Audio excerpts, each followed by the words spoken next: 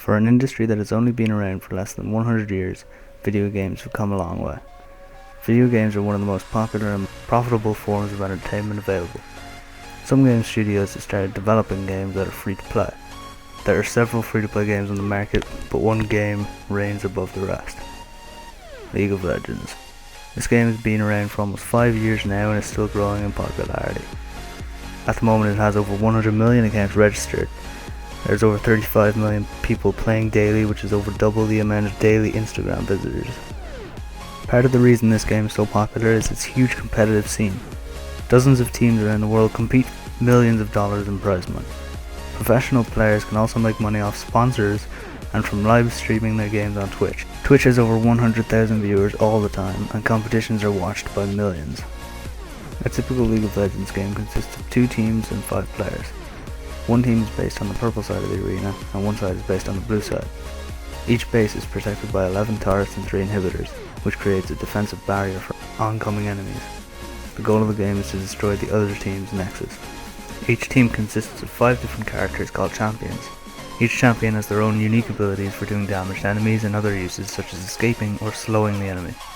Each champion kills the minions that walk down each lane to get gold, which can be used to buy items to strengthen the champion.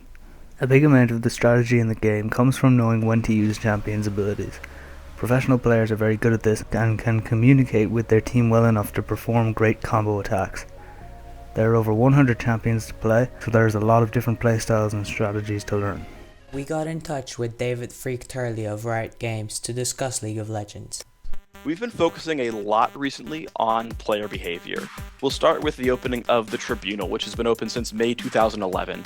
Now, the Tribunal is targeted very negative players, routinely negative players. If they constantly act up, they'll get reported, they'll be placed in the Tribunal, and then players can actually vote to suspend them or ban them from the game, basically saying, no, I would never play with this player again.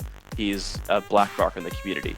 Now, most players are not routinely negative. It's a very small percentage of the population, and so it's not where our focus is anymore. It's not just on the routinely negative player. Most players are neutral or positive. They're normally fine, but every once in a while they have a bad day or something puts them on edge, and they dip down and they're hostile for a day or for a couple of games or whatnot. And so what we're focusing on now is actually helping these neutral or positive players stay neutral or positive and tip themselves back over to the greener side of things.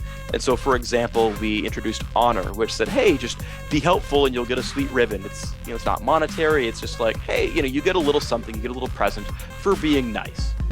League of Legends is a deep strategy game that is at its most fun with a good team of friends, and although the game can be tough to learn, there are over 100 million people who would agree that the game is worth getting over the learning curve.